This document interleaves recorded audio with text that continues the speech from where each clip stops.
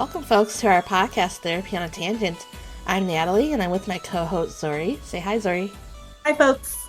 And this is a podcast where two therapists nerd out on our geeky passions and mental health. So, Zori, what have you been into lately? So, around the time of this podcast recording, the video game that I've been talking about for a while, South of Midnight, is finally out.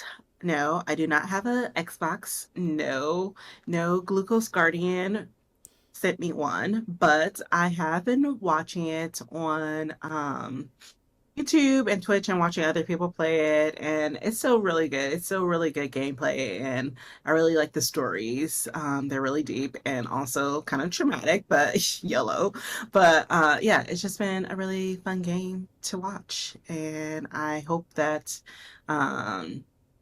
I don't know, this kind of starts like more like games with black female fantasy characters in particular, but also just like more like diverse people of color gamers as well, or video game characters as well. Um, yeah, so I've been doing that and it's been fun. How about you, Natalie? Well, I've been doing a lot of cozy gaming lately, and one of my clients actually introduced me to this game called Tiny Glades. And it's like a sandbox game where you can build a little village. But you know how like sometimes when you do those sandbox games you have to like collect all your material and go on adventures to be able to build things that you want. In Tiny Glades you Hmm. just have all this stuff available so you just kind of build. And it's been really cool because the vibe is like if you were to create like a village in the woods or something, so it could be cottagey or it could be like castle-y and things like that. So I've been having a good time just like building things in like the middle of the woods, like my little fantasy hidden away village somewhere. Perhaps in my mind is where I would hide from society if, you know, things are to collapse and I need to run away. I mean, that might be a good blueprint and a needed blueprint right now, so I get it. Yeah. Unfortunately, it will cost me supplies to build a real cabin in the woods. Details, details, details, you know. Yeah. Well, today we're going to be kind of continuing our little mini series on Arcane, and we're going to be talking about some different character attachment styles that we see throughout the show. So, just kind of like a brief overview of like attachment styles. We have four main types of attachment styles. The first one being a secure attachment style, where there's the two people in relationships, they are comfortable in their own skin. They feel like they could be independent people.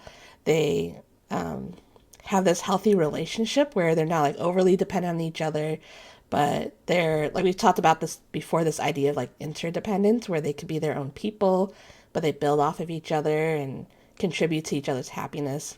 So that's kind of the secure attachment style. All right, then we have avoidant attachment style where the two people in relationship, that intimacy scares them, and so they tend to push each other away whenever it feels like a person is getting too close into their circle and things like that. So Mhm. they tend to avoid like deep emotional connections and things like that. And then we have anxious attachment style where two people crave intimacy and they tend to draw really close to each other, but then they become overly dependent on each other. So whenever like one person feels a little distant, they start feeling insecure in their relationship. They're worried about whether or not their relationship is still intact when it does feel like the other person might be a little distant. So people in anxious attachment styles tend to be closer to each other. They tend to be very codependent with each other. And then we have the disorganized attachment style, where we have like a mix of anxious and avoidant, where again, the people crave intimacy, but intimacy also scares them. So it's almost like a magnet effect where it's like you get a little too close and then you just like repel back because it's too scary to get close, but even though you want that closeness, it's scary, so then you start pushing people away when they get too close into the circle. So those are our four main attachment styles. Yeah, and I think also it's important when we talk about attachments to remember that attachments initially came from conversations about understanding how parent-child or guardian-child relationships impact the behavior of the child, and as Natalie says, their relationships further. So for some of these characters that we're going to be talking about today, it is important to think about, or as much as we know about their upbringing, the parental figures and their home life and the environments that they came from as well. Mm-hmm. Yeah, and attachment styles are very much influenced by other relationships as well. So I think something important to note is like you're not stuck in an attachment style. I think sometimes that's the perceived reality that people feel like they walk into therapy with. Like, oh, this is my Mhm. attachment style. I took a test, I did these things, I did a quiz, and this is my attachment style. But attachment styles actually change throughout time depending on like what Mhm. kind of relationships you have with people, what corrective emotional experiences you have. So you're not stuck in attachment style, so it does change, but I think it also varies from person to person depending on like what does this person remind me of? Is this person like my mother? Is this Mhm. person like my best friend? So that's lots of things to consider about attachment style, and it's not necessarily going to be the same for everybody. So I So think for once, it's not just the mom's problem. it's not. So it's not always mom's fault. Sometimes it's dad's fault or other significant relationships too. I think caregivers is a really big part of building that attachment style in early childhood. So we have a couple of characters that we could talk about with like their attachment styles. I think one of the big relationships that we kind of see evolving throughout the show is Vi's relationship with Caitlyn. What do you think about that? Yeah, so in our previous episode, we kind of talked about Vi, who she is. Caitlyn is kind of the girl who grew up in privilege, who grew up with both of her parents, loving home, grew up in a positive environment, vastly different from the environment that Vi grew up in. And it's really interesting because I would say when they first meet, I feel like Caitlyn has more of a secure, or at least is leaning more towards a secure attachment style, while Vi, who has not only had her biological parents die, but then her adopted dad dying, and essentially, the betrayal of her younger sister. She's coming in very disorganized attachment. So it's very like ill intimacy, don't know her kind of vibe. It's really interesting because we see Caitlyn trying to get to know her, trying to be friendly with her, and Vi just kind of distance herself, makes jokes, like makes fun of Caitlyn and what she wants to do, and how she wants to change both sides of the bridge, basically the privileged side and then the not privileged side as well. But then I feel like there's some points also, Natalie, where I feel like they flip flop. And especially towards the end of season one, and then also definitely for the majority of season two, where I feel like there are times, especially after spoilers, we should have said this earlier, but spoilers, especially after Caitlyn's mother's death in season two, then I feel like at that point, Caitlyn is more of the disorganized person or disorganized attachment in the relationship compared to Vi. Though, again, I don't necessarily think that Vi at that point also is like 100% secure, but I think out of the two in the relationship, she's a little bit more secure than Caitlyn is at the moment. Mm-hmm.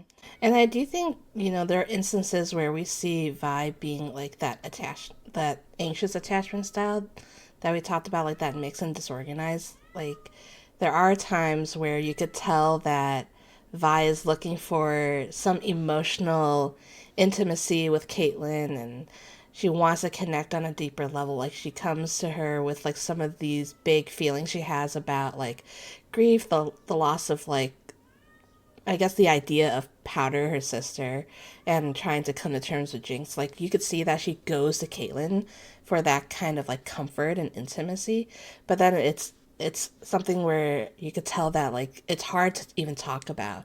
So again, you see like the that repelling effect too. It's like, oh, now it's too scary to keep talking about this and create intimacy. And so like that's where we see kind of that disorganization. And also something like I just thought of with Vi too, like she spent years in that prison. And so I think that Mm, definitely impacted the way that she attached to people. It was almost very solitary. It was very much like independent and I can only look after myself. I think she was in solitary confinement a lot. And so hmm. even like those relationships, like she didn't have a ton of relationships with people in the prison either because they kept throwing her in solitary confinement. So we could see like how that disorganized attachment style came from like being overly attached to Powder and then losing parents and then being in solitary confinement a lot and then finally trying to build a relationship with another partner. Like all that is probably super confusing for her. Yeah, and as you were talking, I just remember anytime like I feel like Vi and Caitlyn had like a big fight, Vi would either get drunk or start fighting or both. Especially thinking of Vi's what I'm calling she went from punk lesbian to My Chemical Romance lesbian and with the like black hair, black makeup. But yeah, we definitely especially I think there are points in their relationship where they're both disorganized at the same time, and that's when we see those big fights where they like break up or leave each other. So again, I think maybe not to the same extent as My Chemical Romance era, but when initially Caitlyn offered the badge, and for obvious reasons, especially with Vi's background, that felt very disrespectful. That felt very like going against who she was.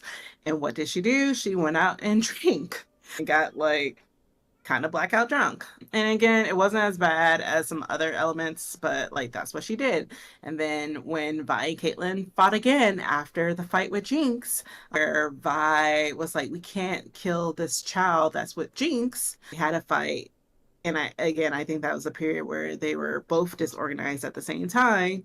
Then Vi goes out into fighting rings, gets drunk all the time, eventually pushes away the guy who we don't learn his name until basically right before he dies.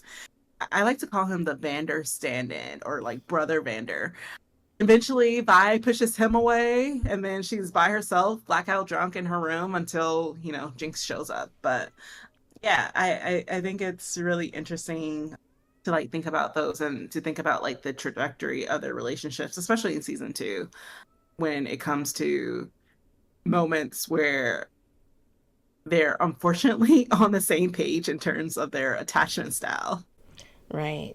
And I think there's also like that alternating too of like sometimes Vi is very much trying to be more secure, more like less anxious about the relationship, and then Caitlyn goes through kind of like her traumatic thing with her mom and losing her, and then that's what kind of sets off like that disorganized attachment style. Like that circumstance in life is just something that causes us to like create distance, but then also not understanding each other emotionally and how we react to emotions. I think sometimes that's what causes that disorganized attachment style too, when like we can't actually read the intentions or like understand the intentions of our partner, and then it's almost like we have to fill in the blanks, and the filling in the blanks is going to be like, oh, they must not like me right now, or like it's like this is too close or too sensitive, and so like I need to Mhm. take a step back from the relationship, and that's not actually what their partner needs. So I think there's a lot of that back and forth too of not understanding each other's intentions and needs in a relationship that created that kind of like ping ponging of like the anxious and avoidant attachment. And you said needs, and I think, and I mean that is kind of the crux of attachment. Like, are your needs being met? especially when it comes to those who aren't in secure attachment, are your perceived needs being met? Because definitely at one point for Caitlyn, her perceived need was to kill Jinx. I need to kill Jinx, and that'll make me feel better. And it just spiraled from there. Even just one thing, which is a big thing, but the loss of her mother, it took Caitlyn from more the secure attachment position to the disorganized position, and like realizing, as you said, that attachment, yes, it is based on relationship, but it's also circumstantial as well.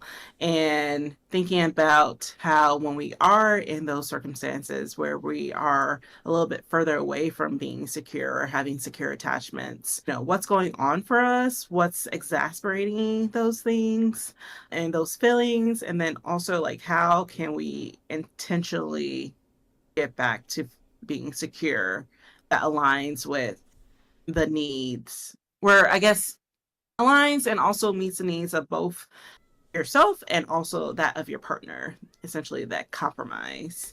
And again, all the times Vi and Caitlyn were fighting, they were not listening really to each other. Right. But that's actually what a working relationship looks like a relationship that's in the progress of trying to become secure.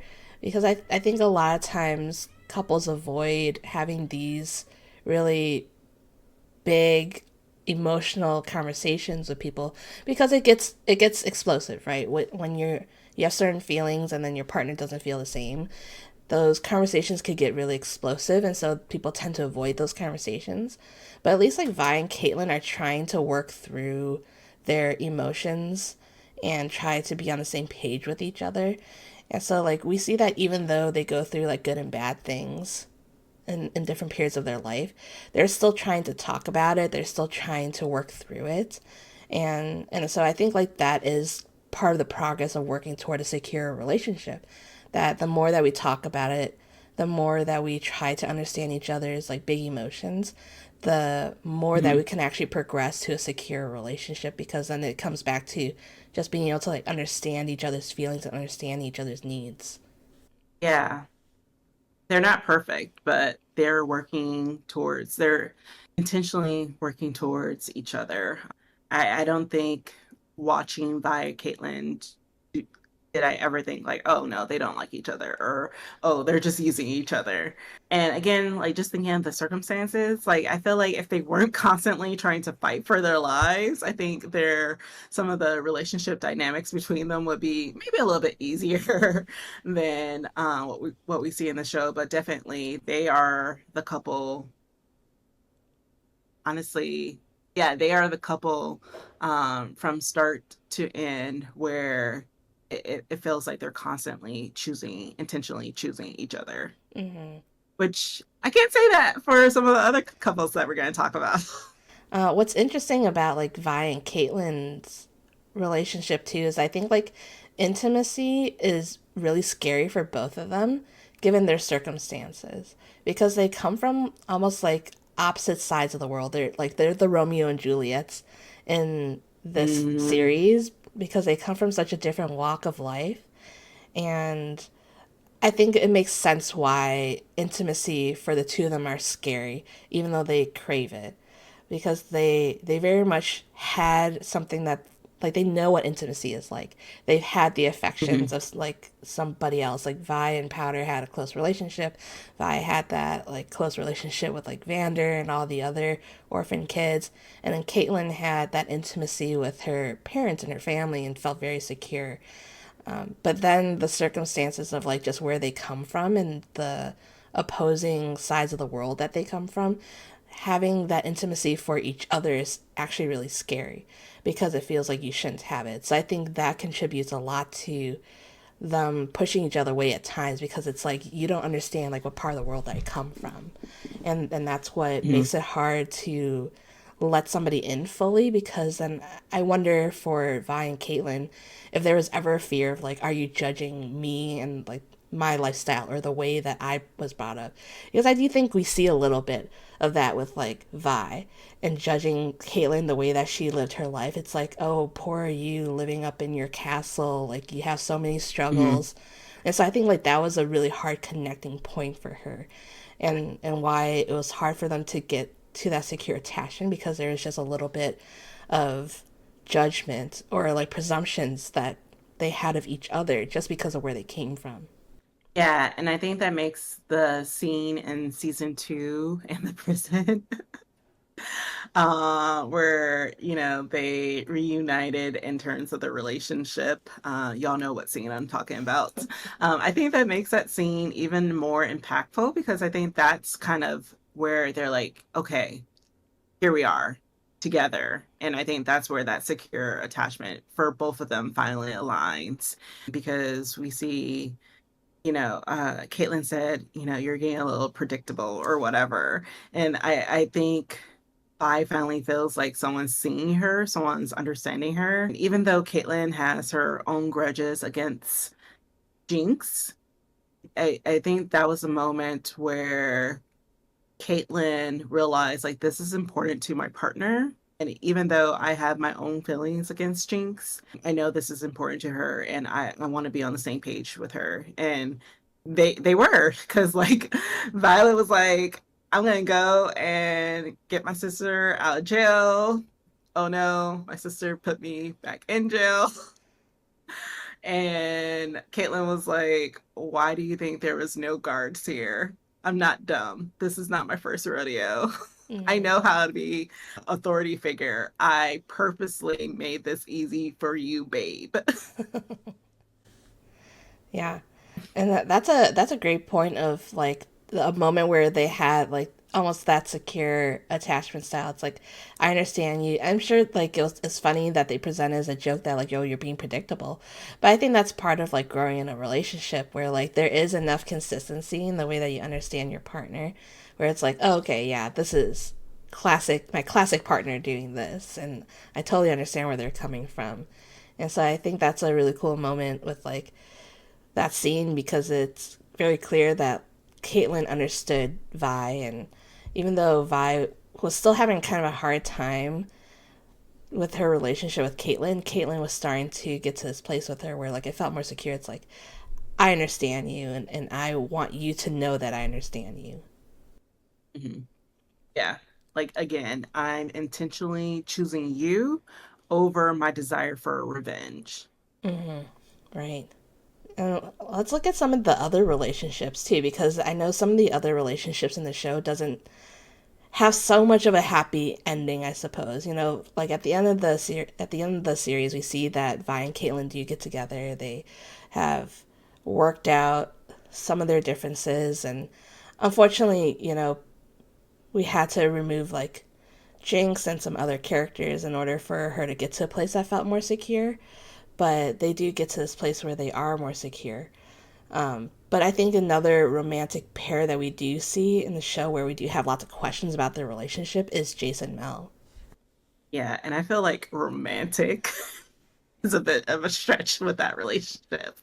Like it feels to me, especially in season one, because we'll talk about how I feel about them in season two. But in season one, it definitely feels like power couple influencer type relationship. Like, sure, we are physically intimate, but are we emotionally intimate? Do we like fully know each other? Kind of thing. It's like, as Mel said in season two, Jace was kind of a good investment.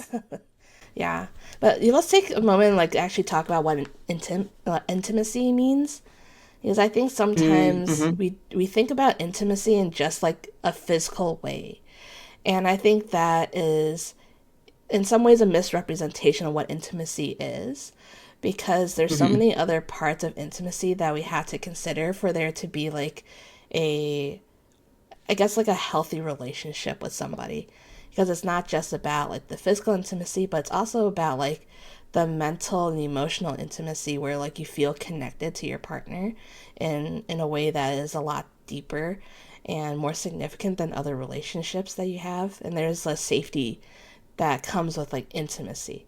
So I think in order for us to really say that people are intimate in a relationship, they have to be intimate in other areas other than just like physical. I think even and I want to say at least like maybe two out of those three areas, they share intimacy, like mentally, emotionally, physically. Um, are they intimate in more than one of those realms in order for us to say like they have a deep relationship with each other? Intimacy is a sense of closeness, the ability to trust and share yourself or share information with another person.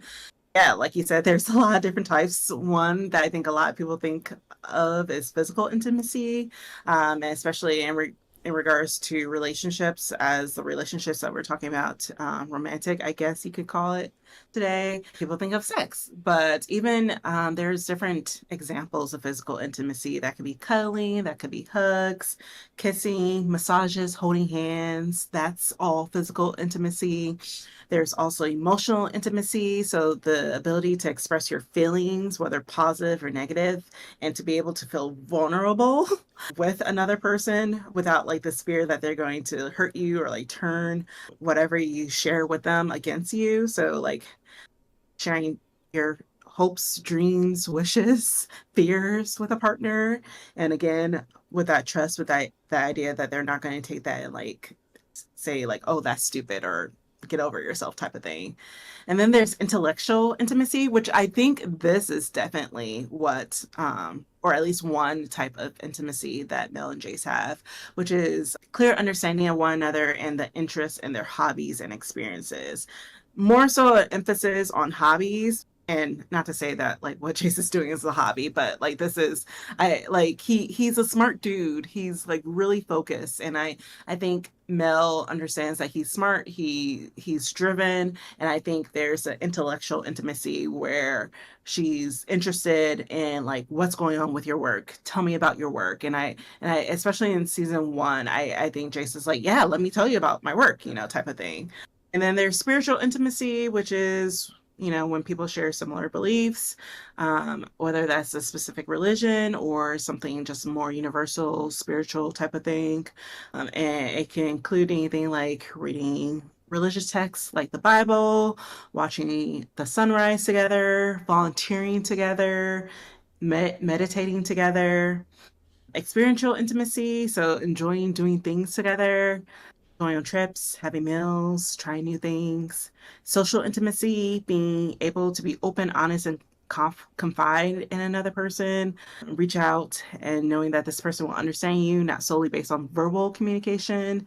So, and there's a few more creative intimacy, creating something together, conflict and intimacy, understanding and respecting others' differences, aesthetic intimacy, which again, I definitely think both of these two have appreciation of beauty of something with another person, and then work intimacy. Huge emphasis on this Mm-hmm. for them. Increasing work-life satisfaction by creating more open and comfortable work environment. So sharing insight into who you are as an individual with coworkers, eating together, doing stuff together and stuff like that. So there's a lot of different types of intimacy. I definitely think that Jayce and Mel fall under the intellectual, aesthetic, and maybe work intimacy, but I definitely don't think that they are emotional. They Mm. have that level of emotional intimacy, not like Caitlyn and Vi do. And I think even some of the areas where they may share some of that intimacy, I don't know if we could totally say that it's a healthy dynamic either. Like when you're talking about like that work intimacy, I think for them it was complicated because they're on the council together, so like obviously they work together, but I don't think they always created a safe environment for each other when they were there. At times we could see that there was like a power struggle, and I think there was like a Hmm. clashing of ideas too that was hard for them to get past. And so I think like even in those realms, we could say that they shared some intimacy, but I don't know how deep some of that actually got for them. Yeah, like in season one, and I don't remember exactly what they were talking about, sorry. But I just remember that there was a point where I think it was a council meeting and Jayce was saying something, and I remember Mel kind of giving this vibe of like, what monster did I create kind of going on. Because I definitely think that she thought she was going to get this like smart little inventor boy toy kind of thing. And then he kind of started to like usurp her a little bit in council meetings. Hmm. Yeah, and that's a interesting power imbalance that they had too, because in season one it did definitely feel like Jace didn't have much power in that situation. It was very much like Mel, somebody who was on this council already. She already held all this power, and then all of a sudden she almost like she found a puppy and it's like, oh, this puppy's cute. I really Mm, like its potential. I'm going to raise it so that we could do these like big powerful things together. So that was kind of the vibe that I got in season one. And in season two it almost felt like there was that shift of like, well, now Jace is you know gaining more power too, and Mel helped to put him in that position of power. But then that's when we really started seeing like that power struggle and that difference of ideals that created a lot of mhm. tension in their relationship. Yeah, and I actually had to like look up their ages because I know, especially in season one, I kept feeling like Jace was young, like naive, I guess. But actually, they're around the same age. But like, I think that kind of just goes back to what you were saying about like that power dynamic, that power difference that they had at the beginning, where like Mel just felt like more accomplished, more put together, even though we know that her life was not perfect, but yeah, just like stuff like that just came to mind. Even though they are technically close to age, it just still felt like very different power dynamic, very different, like you said, like Jason's this puppy, and then she was like, "Oh, look at this cute puppy that I have to like create this like perfect world or perfect like city that I want." And oh no, this puppy is turning into a big dog that's biting. Did not expect that. Right. And I guess let's talk about like what we think this attachment style is. I think we both agree that this is kind of an avoidant attachment style, just because there is a Mhm. lack of substantive like intimacy in their relationship. The big part of their relationship just revolves so much around power and power in the workplace, and it seemed like it was hard for them to connect in other areas of their life. Yeah, and I was telling you early, Natalie, that I couldn't remember if they actually like broke up but before season two, or if it was just like, well, I'm gonna focus all my time on my partner, my research partner, Victor. Emphasis on research. No, emphasis on partner. Like, I'm trying to think. I feel like at no point did either of them actually say like, "Hey, I'm sorry for how I treat you," because I do think they were kind of pretty nasty towards each other, like towards the end of whatever quote unquote relationship that they had, or where they were actually involved with each other. I think in season two, it was kind of like, again, it was unclear if they were in a relationship or if they were just like, hey, we went through this very traumatic situation together. Like, we don't have time to be like bickering about this. It kind of felt like an end of a business deal, like Mm, no hard feelings. Because I remember, and I mean, obviously, a lot was going on in season two with both Mel and Jayce. Like, they both got sent to like different places against their will.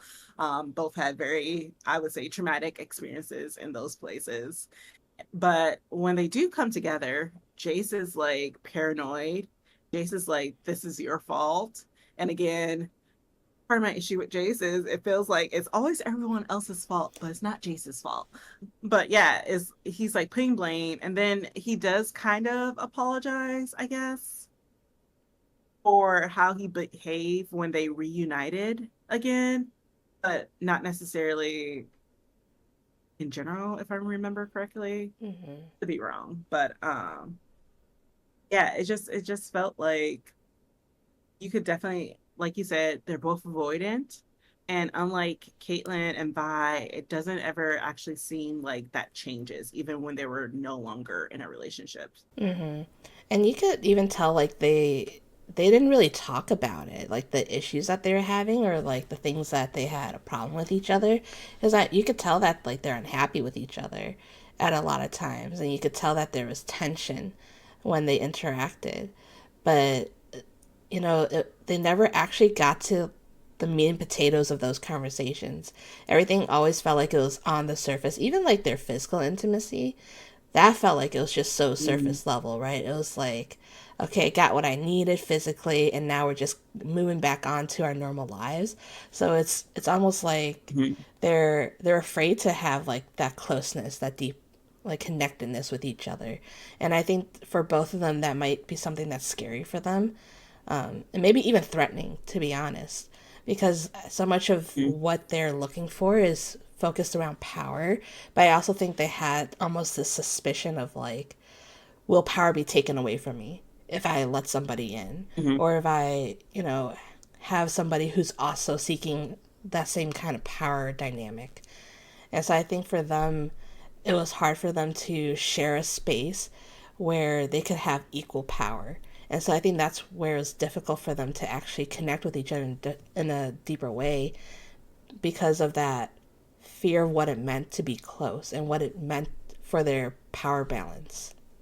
Yeah, and again, we talked about how attachments, part of how attachments come into play is because of like things from earlier relationships or earlier experiences. And you have Jayce, where he had this very traumatic situation as a child with his mother, where they almost died. And that kind of drives his like focus on like hex techs and like, creating this perfect invention and like moving forward and stuff like that. And honestly, I would say, honestly, there's three, let's call them romantic relationships that Jayce has. One with Jayce and Mel, one with Jayce and Victor. And then don't argue with me on that. Jayce and Victor, that was a romantic relationship. And then the third with Jayce and his like ambition, if that makes sense. Mm-hmm. And I felt like, at least for Mel, she was not going to win against either of them, because at least with Jason Victor, like they had similar goals. And though Jason Mel, or at least Mel, let's say, perceive them as like a power couple, I do remember there was some part in season one where like Mel was like magic and Jace was like, no, technology or whatever. And I think that kind of shows how, sure, they may be talking about the same thing, but they're viewing it from completely different perspectives. And unlike, again, as I think at this point we're using kind of like Vi and Caitlyn as like the closest healthy model in this series. When you compare it to like Vi and Caitlyn, who like sure they had these disagreements, but at some point they eventually were like, "I'm intentionally choosing you." I feel like Mel and Jace never had that. It was just like Mm-hmm. either you go with me or peace out, it was never like I'm intentionally, it's never like I'm making a sacrifice for you. I'm, um and I think that was like why in season two, no, season one, I think with the explosion that Jinx caused, I was really surprised to see like Jace protecting Mel with his body. But I think that was more just like I that's kind of who I am. You are supposed to be my partner, or at least most recently, my partner officially. And I'm not gonna necessarily let you die. But even that didn't feel, especially once we start season two and we see where his eyes go, it's, hey, you're okay, cool, cool, cool. And like, yeah, he was concerned about Mel. But then when you see Victor pass out, different energy, different energy. Mm-hmm. And there's also another instance where Mel protected Jace too, when her powers kind of awakened, right? And she didn't really know about Mm-hmm. it too. But then it almost felt like in that moment it was like a one up situation. It's like, I'm gonna protect you, no, I'm gonna protect you kind of thing. And it wasn't Mm-hmm. this like, it almost felt like it wasn't quite out of like care for each other. It's like, let me show you that I could protect you as well. Like, I'm sure like some Mm-hmm. emotional, like it was definitely caused by some emotional drive, but the way that they had perceived it afterwards is like, oh, why couldn't you have used your powers for this instead. Why Hmm. couldn't you do this with your powers? And it wasn't focused on like their relationship. It was like, well, why couldn't you do this with your power?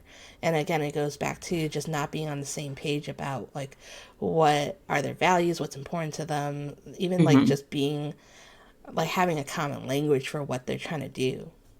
Yeah, which I think now, especially that you mentioned that, that's so interesting when you think of them again. Spoilers. I don't know why you're listening if you there's so many spoilers in this series. But the fight between Mel and Caitlyn and Mel's mom, like you see Mel and Caitlyn working together, and like they don't necessarily have that. At least from what we see, that strong of a relationship. But I do, I do think they have very similar, or at least at that point, very similar beliefs, very similar goals. And and yeah, just that fighting style together is very different from Mel and Jayce, where Mel and Jayce was just kind of like anger, frustration, like let me do it, no, let me do it kind of thing. While I feel like the fight with Mel's mother, Mel and Caitlyn were working a little bit more in sync together, Mm-hmm. especially Caitlyn realizing like, oh, I have to get these runes or yeah, whatever those things on Ambrosia's arm off so that Mel can have an opening. And she lost her eye for that. Like, Mm-hmm. I'm like, I would be like, now we gotta be besties. You lost your eye. We fought together. You lost your eye. We have to be Mm-hmm. besties now. Yeah. And actually, speaking of Mel's mother, Ambrosia, I think that's where we see perhaps the model of Mel's attachment style come from. Because even in Ambrosia's relationship with her daughter, they have that avoidant attachment style where she sent her daughter away in order to protect her. And though I think that's in some ways understandable as like a mother wanting to protect her child, there's something about it that felt like instead of me trying to figure out like how do I protect my child close up and do what's best for her, I'm just going to send her away instead, where Hmm. I don't have to be emotionally invested and she'll be safe. So Mel gets sent over to Piltover because it's away from whatever conflicts happening in Mel's home country. So ideally she would be safe, but then her mother also talks about not having that emotional attachment to her, and that feels Hmm. safer for her too. And so that's very clearly an avoidant attachment style. And I think Mel picks up on that example where it's hard for her also to have that emotional attachment to somebody because of the fear of how it's going to hurt her if she were to actually have somebody be closer. So that's why she tends to just like, push people away or just focus on like my own goals because that was her mother. Her mother was very much like these are my goals in life, and being attached to my daughter gets in the way of that. And so I'm just going to push her away. And Mel does the same thing with Jace. Yeah. Also, my bad. Her name's Ambessa. Mel's mom, Ambessa.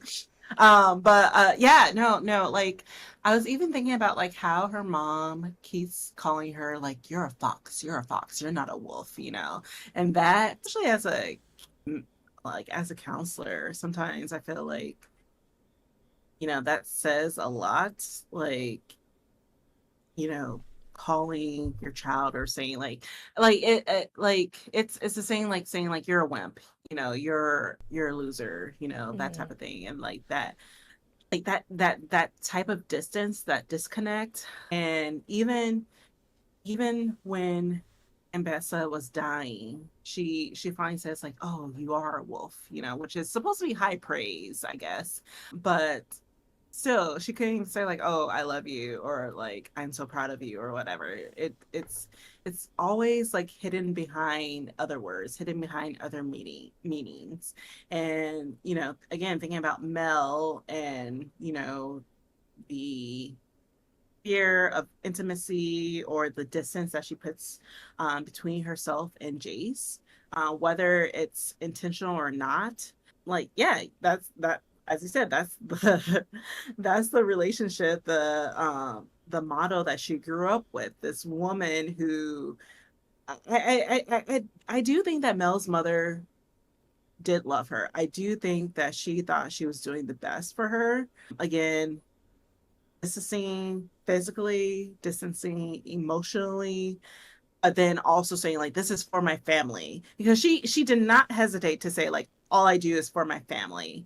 And I think, again, if things didn't go as crazy as they did, especially like with Jinx and all the stuff, but like if Jayce and Mel just had the time in a not on the verge of war type of circumstances, I think they probably would have stayed together.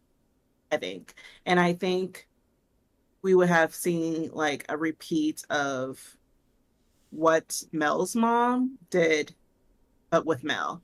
Maybe not as like aggressive as Mel's mom is, but I do think that we would have seen like Mel be like, this is for my family. And this man is part of my family. I don't necessarily love him, but he's mine. So I'm going to do whatever I have to do for him, but not have that intimacy, not have that emotional vulnerability with him. But he's mine, and I'm going to do what I can. I definitely think we probably would have seen a bit of that if they had time to further their relationship. That, or, I mean, they could have just broken up too. But I think if they did continue their relationship, if they didn't have all these other stressors kind of piling up on them, but if they just had time, I definitely a marriage of convenience kind of thing. Like, hey, you know what you're getting out of this. I know what I'm getting out of this. I'm fond of you at best, but I'm not in love with you. Mm-hmm. And and I think that's a good point to make. That I guess for some couples that works for them, right? That having a relationship convenience is exactly what they want, especially if two people are avoidant, where they have those values on like family and being able to have like a partner, but then not being like emotionally connected or not having too deep of a relationship or only looking at like how do we benefit each other. Like I guess that works for some relationships if they're on the same page about it. But I think a lot of Mm-hmm. times like it does create lots of conversations that you don't have with your partner, and I think that's what makes it difficult to maintain a relationship like that. Because that's at some point, with Jason and Mel, would things have changed in their relationship if they actually talked about like how did they feel about the power in the relationship, and if there was a way for them to compromise or find a way to work with each other on the power imbalance, and would that had helped them not feel so threatened by each other, because I think that's a Mm-hmm. difficult relationship to be in, where like you feel threatened by your partner. I could see that like if you're in an avoidant relationship and you don't necessarily feel threatened by your partner, that can be okay. But in the case of like Jason and Mel's relationship, they definitely felt threatened by each other just by Mm-hmm. like their own ambitions, what they're striving towards. It felt like almost like they would have to sleep with one eye open all the time if they were Mm-hmm. to actually get together and stay together because of that just like Mm-hmm. suspicion of like are you going to usurp my power or not. Yeah, yeah. And yeah, I mean, I don't think that well, I guess anything could happen. I definitely don't think it would have been the type of thing where it's like, oh, I'm afraid that you're going to kill me in my sleep type of situation. But I do think it would be like, I have to sacrifice something for you. And because I had to sacrifice, I have a lot of resentment towards you. Maybe not enough to kill you or something like that, but like enough where, we're in this really loveless marriage type of situation. But again, we maybe keep it going because aesthetically it looks good, or it's better to be in this marriage and have some proximity to power than not be in this marriage and not have proximity. But I guess we'll never know, which is good because, you know, I always want better for Black female characters. even ones who I feel like their character development was rushed in the second season, but that's not the conversation for today. Right. But you know, speaking of like ideals, like these hypotheticals of what could have been a good relationship, I think we see a little bit of that in like Jinx and Ekko's relationship, which Mm-hmm. this was a relationship that I actually really adored in the show, even Mm-hmm. though I have so many questions about what that relationship is and what it could have been. We do see a moment where Ekko gets transported to the alternative universe, and then there's this relationship that he has with Powder because Vi dies in that alternative universe. Powder never became Mm-hmm. Jinx. And so I think that was such a nice change of pace with like all the different relationships that we saw because it Mm-hmm. felt healthy, it felt secure, at least in the way that they had presented it. Ekko was definitely very confused because he's not from that universe. But I think that Mm-hmm. Ekko and the Powder in that universe had a very safe and secure relationship. And this is just a Mm-hmm. hypothetical world, too, from what we would say is the reality. Because with Jinx and Mm-hmm. Ekko, there was definitely that tension. Like, I guess we could say that that's a disorganized attachment style, too, where like they wanted that intimacy. You could tell that they had that affection for each other just because of their childhood and their shared experiences. But because they were on opposite sides of ideals, it felt like they couldn't really be together. But you see Jinx and Ekko do this dance of like, can we work together? Can we be together? But probably not because of these differences. Whereas we see like Powder and Ekko are actually in a relationship in that alternative universe, Mm-hmm. and it felt like it was good and healthy. Yeah, and I mean, before we get into like the attachment stuff, I do really like how, and I mean, it makes sense for like storytelling purposes and plot purposes, but I do really like how Echo was the common thing in both the relationship between Powder and Echo and Jinx and Echo in terms of what we saw. Like, so it not only was it the circumstance that was different, but like, you know, even with Echo being the same in terms of his mind and mental state and stuff like that in the alternative universe, he still had a relationship, a positive relationship with Powder.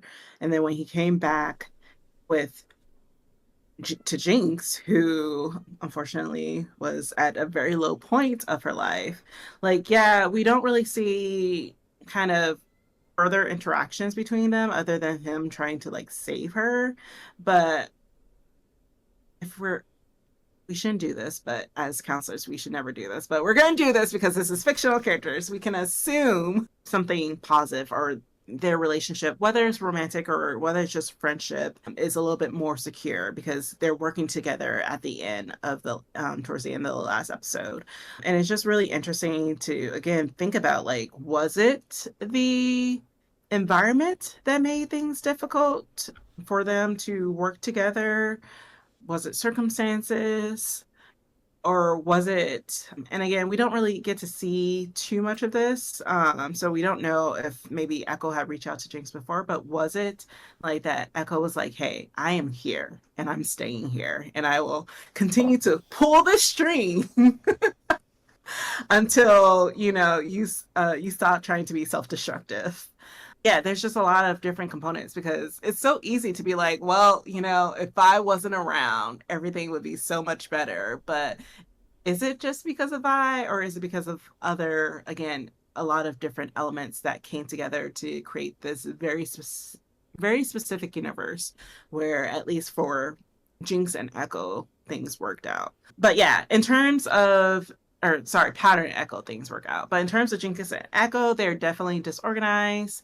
And then Powder and Echo, well, once Echo kind of realized what's going on and realized like, oh, he's in an alternative reality, they're definitely secure. Right. I do like the side by side comparison, which I think is what's interesting in comparing the attachment styles and like the circumstances. Because in the alternative universe, like we said, like Vi dies, right? So that's one relationship that's out of the picture for Powder. Because in our previous episode, we talked a lot about Powder and Vi's relationship, and it wasn't quite the healthiest just because of like their sibling dynamic was very inconsistent in a way. Like it was hard for Vi to see Jinx, or sorry, it was hard for Vi to see Powder as Powder and differentiate from her. And so I think that caused a lot of insecurity in their early relationship, or Powder's early relationship. But then in this alternative universe, she also has the relationship of like Vander. Vander, her father figure, is still very much alive, and we also have the relationship that she has with Silco, where Silco and Vander are actually close together and they're still friends in this alternative universe. And so there isn't that strife between Vander and Silco, and then Silco builds a relationship with Powder that also seems to be almost like another parental figure for her in a healthier way. And so Powder has a lot of secure attachments in this alternative universe because of just like the situation and the environment. Whereas like Jinx, there's Hmm. so much inconsistency, there's so much insecurity in her relationships because of the multiple losses that she had. And so I Hmm. think like that plays a big factor when we're thinking about like how attachments are built for people and what their childhood experiences are. So I thought it was just interesting to see that side by side of like how does the circumstances of your environment change your attachment style as you're growing up. Hmm. Yeah, and then also to add what you said, going back to like Vi, like Powder, and when I say Powder now, I'm talking about the alternative universe. Powder, she lost her sister, and that's very traumatic, but she lost her sister because at that point her sister was still like, hey, this is my sister, like, I love her. Yeah, she's small, but she still has her talents. Versus Jinx, who when she first lost her sister, even though it wasn't to death, it was like, you are the worst, you destroy everything, you ruin everything. And we see how like repeatedly Jinx goes back to that thought, like, I always kill people who I'm close to, I always ruin things. So, though both of them had traumatic experiences, Powder at least kind of had that image of her sister as being like this loving, supportive sister who saw potential in her. And I think that also helped as well. Like, yeah, I'm not saying that Powder probably doesn't have some guilt over what happened with her sister, but it's the negative self-talk in her head isn't her sister saying that she's an issue, she's a problem, you're a mistake, that type of thing. And I think that also plays a big role. And also as well in terms of the other relationships, her two, I forget their names, but I'm gonna call her two brother figures as well. They're there, they're thriving. Mm-hmm. And you know, especially in season one, we kind of see these ghosts of them that Jinx is clinging onto, who are also kind of like down talking her, telling her bad things, negative self-talk things, and you have them as well. And we talk a lot about like Vi and Jinx and Vi and Powder and their relationship, but I think it's also important to, and even like Vi, Jinx and Vander's relationship, but I think it's also important to talk about those two, even though I can't remember their names, but you know who I'm talking about. I think it's important to talk about their relationship and their influence on Powder slash Jinx as well, because we see a lot of how Jinx was still grieving, dealing with that trauma of them in season one in particular, and briefly in season two as well. But yeah, it's really interesting because again, Powder and Jinx are different, but then Ekko's is still the same. And I think it shows that even though Ekko, I guess when he first meets Powder in this like alternate universe, I guess we could say he's disorganized Mm-hmm. or at least not secure in his attachment to this Powder. But once he realizes, like, wow, no, let me get to know this person. Let me get to know who this Powder is, this version of this person who I once loved is, I think he turned into secure. Mm-hmm. And again, I think that shows kind of just like, if, and not in all circumstances, but if two people again are aligned in what they want and they're both intentionally putting in the time and effort, you, they could potentially, again, not in all cases, but they could potentially reach that more secure attachment. Yeah, again, kind of going back to like it's circumstances, it's environment, but it's also like choice as well. Right. And I think this comes to the question of like nature versus nurture because we see that there's lots of differences in like the nurturing that determine like Jinx becoming Jinx versus Powder becoming Powder. But then when Ekko goes from that alternative universe back to his universe, he almost carries that hope that like is that version of Powder still in Jinx, right? Is Jinx capable of having this kind of secure relationship or secure attachment with people? And so I think that's where the question of like nature comes into is like, does somebody have the like natural capacity to be secure in their relationships with others? And I think something important for us to think about in our relationships and how we can grow with people, because when Mhm. we're so stuck in this idea that like, oh, this person can't change, because I think that's how Alco felt about Jinx. Like Jinx is evil, after the incident happened where there's so much tragedy, like Jinx just changed and there's no going back, right? But he Mhm. comes back from the alternative universe with this hope that like there's a version of Jinx in there somewhere that can still have these secure relationships with people, and that's why he works so Mhm. hard in trying to save her as well, because there's a part of him that believes that like she can change, she can have a secure relationship, and and again, this goes back to a little bit of nurturing too. I think like when we have emotional corrective experiences with other relationships other than the traumatic ones, that's when we could start shifting from like these insecure attachments to more secure attachments. That's why like we have lots of Mhm. corrective emotional experiences with like our friends or even some of our romantic partners, because we are capable of having secure attachments to people, but we need to again like put in the work, and we need to have other people who are willing to work with you to get to this point where you feel secure in a relationship. Yeah, and like going back to our last Arcane episode, one very good example of that for Jinx is with Aisha. Like that was a very secure attachment relationship for her.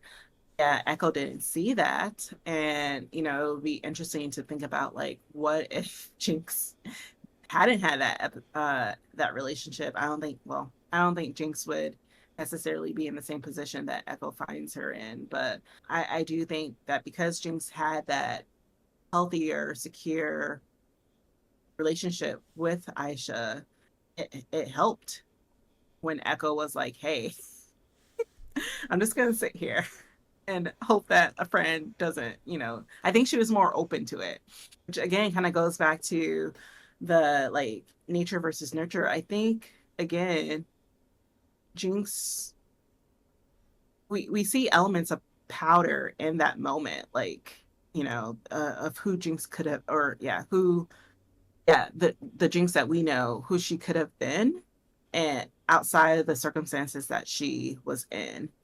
And I think, there's always a part of Jinx Powder that wants to help, that wants to do things for the people that she loves. And we see that in the alternative reality with Powder, where she was just like doing all these things for all these people. And Vander was like, hey, what about yourself? Like, do something for you, get out of this bar. And she's like, no, blah, blah, blah. And I think even Powder, she was kind of in this safety blanket of like, this is what I know, this is easy.